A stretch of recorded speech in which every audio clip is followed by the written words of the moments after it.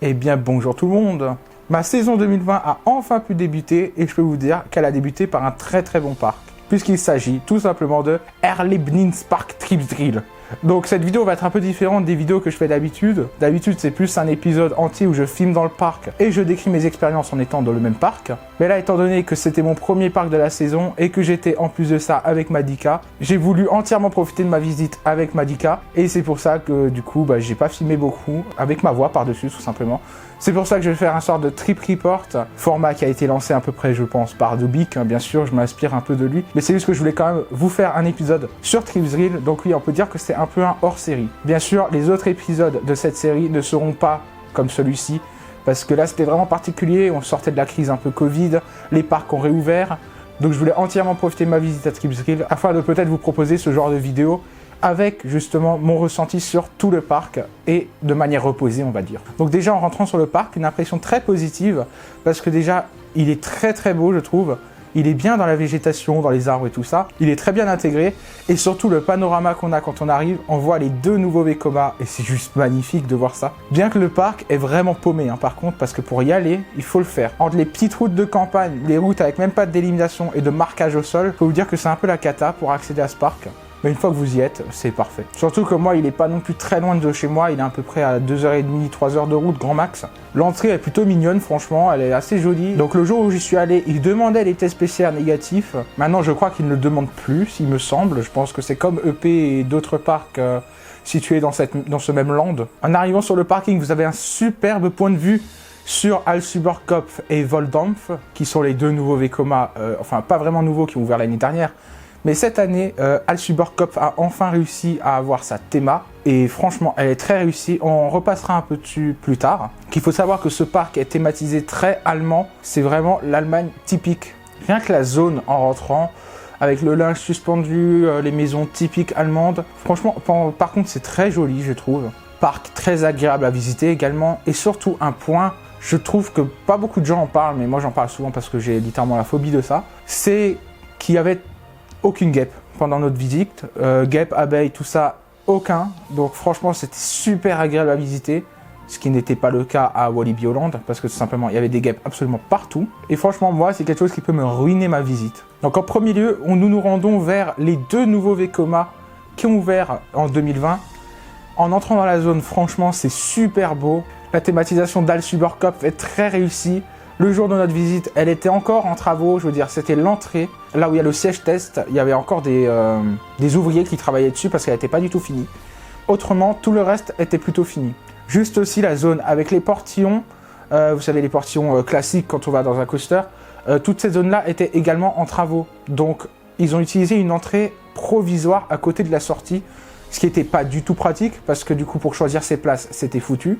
J'ai quand même réussi à avoir un first row sur Allsuperkopf, sachant qu'on l'a fait 3 fois dans la journée, une fois le matin, une fois l'après-midi et une fois le soir. Parlons-en d'ailleurs d'Allsuperkopf. Alors franchement, c'était une excellente surprise. Vekoma, le renouveau Vekoma, c'est vraiment des excellentes machines. C'est très fluide, moi j'ai vraiment pas trouvé que ça vibrait, donc oui ça vibre légèrement, mais franchement, c'est vraiment pas dérangeant. Le lift il est super rapide, les sièges sont vraiment grave confortables grâce à la lap bar. La first drop au last nous tire bien vers le sol, franchement, parce que la première fois que je l'ai fait le matin, c'était justement au last row.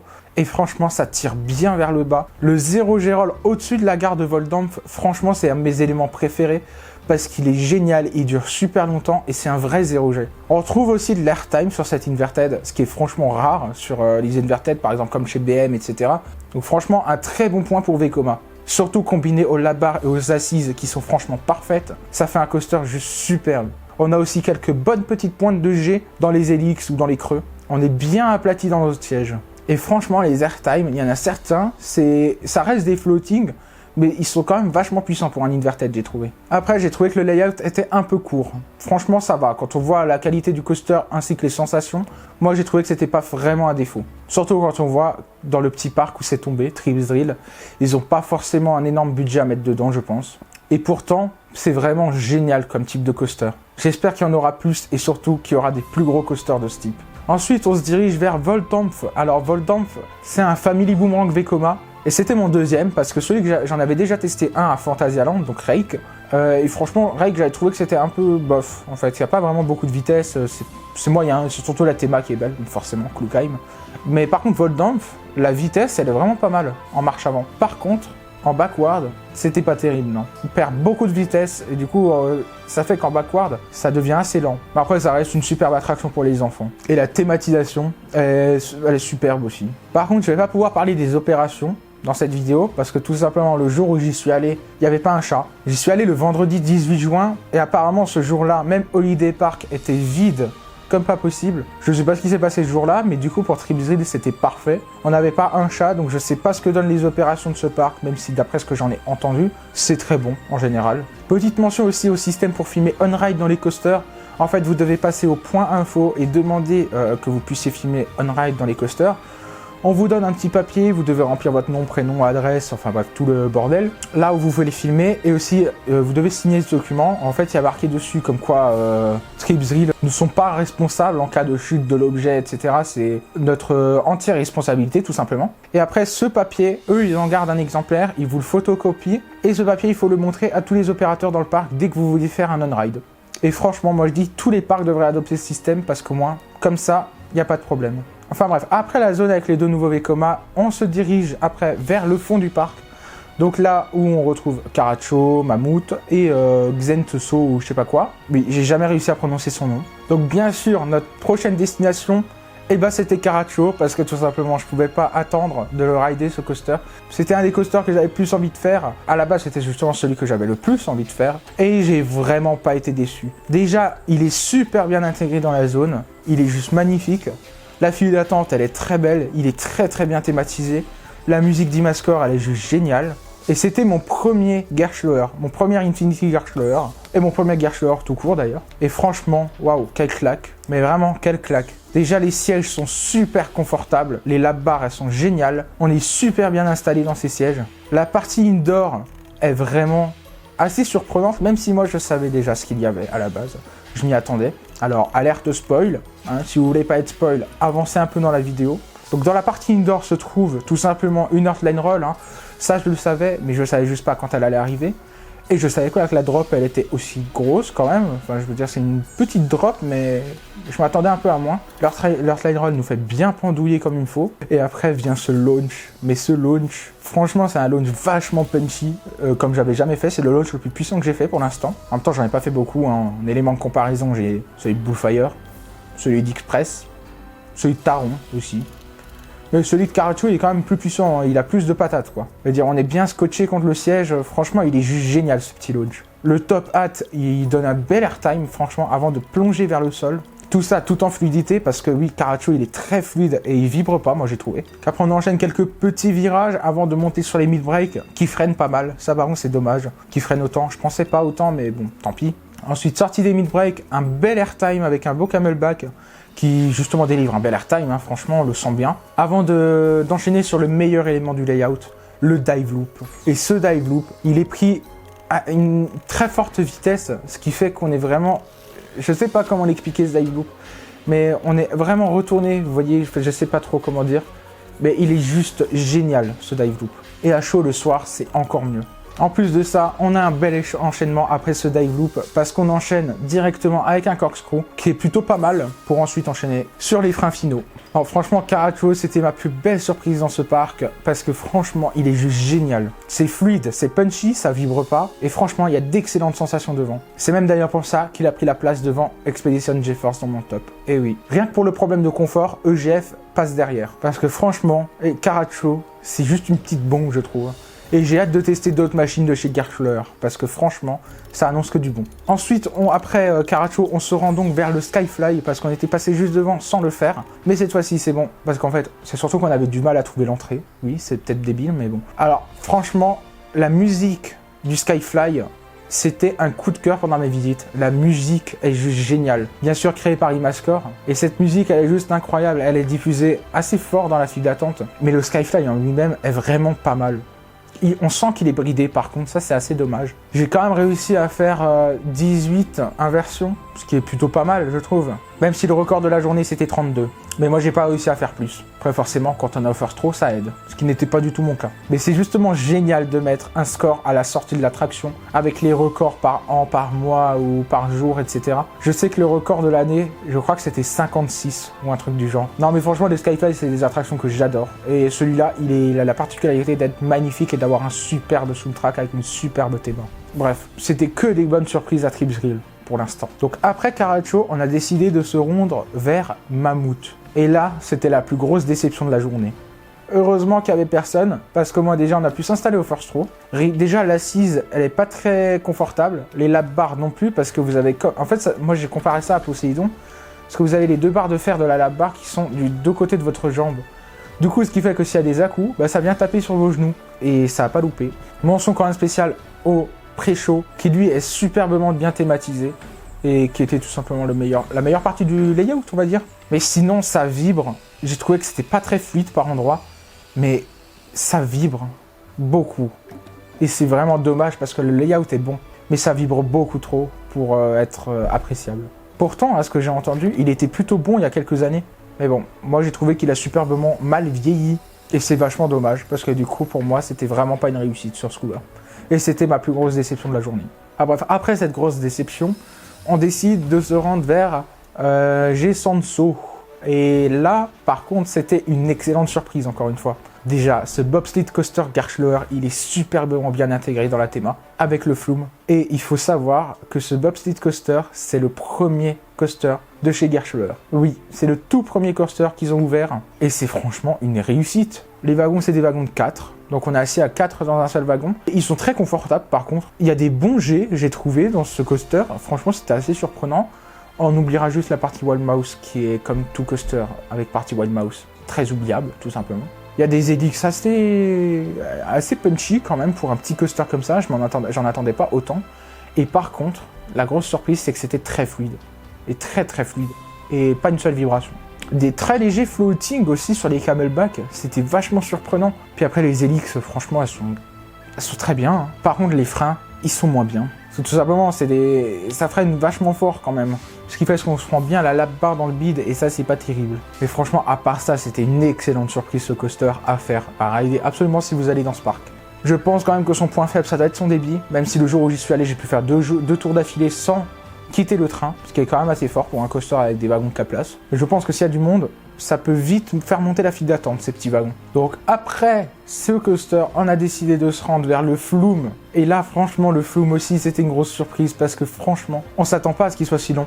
Parce que tout simplement, le layout, il est grave caché. On voit que la dernière drop de l'extérieur. Donc c'est pour ça, c'est assez surprenant quand on est dedans parce qu'on se dit ah ouais, de l'extérieur, on dirait pas que c'est aussi long. Alors que si, en fait, il est très long. Il y a une partie indoor avec une thématisation très spéciale, on va dire. Je vous laisse voir vous-même si vous y allez. Mais franchement, il est aussi très bien intégré avec Gesanso aussi. Et il est très humide ce Flume avec une descente également en backward, ce que je ne savais même pas avant de m'y rendre. Et oui, la drop finale, elle mouille énormément quand même. Hein.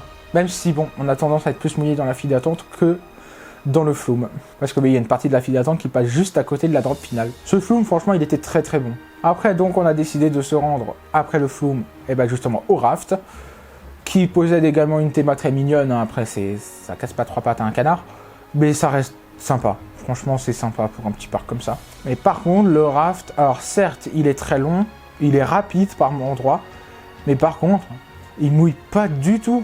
Mais vraiment, il mouille pas du tout. À tel point que je voulais carrément limite faire rentrer de l'eau, quoi, parce que le jour où on y allait, il faisait extrêmement chaud. Je crois qu'on était à 31-32 degrés. Il faisait super chaud. Et moi, j'avais juste envie d'être mouillé. Et non, le raft, c'était pas la peine pour être mouillé. Mais par contre, il est long. Il est très long. Et par moments, il est super rapide, j'ai trouvé. C'était vachement surprenant. Mais malheureusement, ouais, il mouille pas. Et petit point qui m'a un peu chiffonné, c'est le fait que les attractions aquatiques, donc Flume et Raft, ouvrent à 11h et ferment à 16h. Ça par contre j'étais un peu déçu parce que du coup j'aurais voulu refaire le Flume une deuxième fois mais on n'a pas eu le temps parce qu'on est arrivé littéralement à 16h05. C'est ce qui s'appelle la poisse. Donc on a aussi profité un peu pour se balader dans le parc, etc. parce qu'entre temps on avait mangé aussi. Par contre point de restauration, il n'y en a pas énormément qui étaient ouverts, je pense à cause de la faible affluence. On a quand même réussi à manger un peu. Du coup on en a profité, j'en ai profité pour me balader dans le parc, faire des petits plans avec la caméra. D'ailleurs, soyez un peu indulgents avec les plans, avec la caméra. C'était la première fois que je filmais dans un parc avec cette nouvelle caméra. Donc j'ai testé des choses, peut-être qu'il y a certaines choses qui ont loupé, il y a certaines choses qui sont bien. Mais voilà, ça va s'améliorer dans le temps. Donc c'est normal si c'est pas parfait. Et j'en suis conscient d'ailleurs que c'est loin d'être parfait. Et franchement, se balader dans Trip Drill, c'est très très agréable. Parce que déjà là, on n'avait pas beaucoup de monde. Donc on n'était pas collés serrés dans les allées. Et justement, on en a profité après pour s'arrêter vers un petit zereur. Donc c'est le kiddie coaster du parc. C'était mon premier zereur que je faisais. Et franchement, c'est de la merde. Voilà. Sachant que je suis grand, et bah franchement je m'attendais pas à ce que ce soit aussi inconfortable. Si j'aurais su, je me serais mis tout seul dans le wagon, parce qu'à deux, j'étais en train d'écraser Madika, parce que tellement les virages sont plats, bah en fait on glisse, et je glissais sur elle, donc c'était pas terrible, hein, je vais pas vous le cacher. Par contre, le point positif, c'est qu'il est superbement bien intégré. J'ai l'impression, comme toutes les attractions de Trip Drill, je dis à chaque fois ça, mais c'est la vérité, il est super bien intégré dans sa petite zone. Mais par contre, le coaster en lui-même, ça reste de la merde. Même pour les enfants. Donc après, on en a encore profité pour se balader un petit peu dans le parc, etc. On va refaire le Super Cup plusieurs fois. On a refait Voldampf aussi une fois. Caracho aussi, on l'a refait. Et franchement, mon coaster préféré de ce parc, ça restera Caracho, même si El Super Cup est quand même excellent. Le parc fermé à 18 h ce jour-là. On est même parti un poil avant, parce que sachant qu'on avait encore un peu de route, il faisait chaud, on était assez fatigués. On avait déjà assez profité du parc, parce que tellement il était vide. C'était vraiment facile de bien profiter. Moi, je pense, ce qui manquerait dans ce parc, c'est peut-être un petit Dark Ride. Parce que niveau Dark Ride, il n'y a strictement rien. Mais à part ça, franchement, ce parc, il est juste génial. Les opérateurs sont super sympas. À part à Gessenso, l'opérateur était juste super méchant. Donc, je ne vais pas vous raconter l'histoire en entier, mais bref. Voilà. À part cet opérateur sur Gessenso qui était vraiment peut-être pas dans son jour, tous les autres, ils étaient vachement sympas. Et surtout, je les aime bien juste pour une chose. C'est que quand on a un coaster à lap bar, ils vous mettent pas tout leur poids pour vous fermer la lap bar sur vous. Pas comme à Silver Star à Europa Park. Et rien que pour ça, merci les opérateurs de Trip Drill. Franchement, si vous avez l'occasion de visiter Trip Drill, allez-y parce que c'est un super petit parc allemand, certes. Il est un peu paumé. Si vous venez de loin, vous pouvez le combiner avec Holiday Park qui est pas très loin non plus. Et là, ça vous fait un super petit trip allemand avec deux super parcs. Je vous conseillerais plus de les visiter en juin ou en mai-juin, on va dire. Et surtout pas pendant les ponts, hein, bien sûr. Pendant les jours fériés, on évite. Les week-ends, si on peut, on évite également. Mais normalement, en mai-juin, vous n'aurez pas grand monde dans ce style de parc. Enfin bref, c'est la fin de cette vidéo assez spéciale, forcément, vu que c'est un format différent. C'était la première fois que je faisais ça, donc peut-être que c'était loin d'être parfait, je le sais. Et je sais que mon PC et mon écran qui sont là sont assez surexposés, mais malheureusement, j'ai complètement oublié de régler ça. Et c'est pas pour la fin de la vidéo que je vais le faire. Je vous réserve beaucoup de surprises pour cet été, enfin plutôt pour vers septembre-octobre, vu que les vidéos sortiront plus dans ces environs-là, étant donné que j'ai un énorme trip prévu en août. La vidéo Trip and Park est toujours valable. Parce que les parcs que j'ai cités là-dedans, c'est-à-dire Nigloland, Plopsaland, Walibi Belgium Movie Park et Phantasialand, se font toujours. Mais il y en a d'autres qui se sont rajoutés. Donc, ce sera la surprise de cette année. Vous verrez bien avec les vlogs. Donc, n'hésitez pas à vous abonner pour voir tout ça cet été. Sinon, entre-temps, il y a aussi une vidéo à Europa Park qui va arriver. Parce que oui, j'y étais là, il n'y a pas longtemps, en juin. Et j'y retourne là en juillet. Donc si vous avez aimé cette vidéo, n'hésitez pas à liker, commenter, partager celle-ci afin de faire découvrir ma chaîne à d'autres personnes. Donc sur ce, moi je vous dis à la prochaine. Allez, ciao!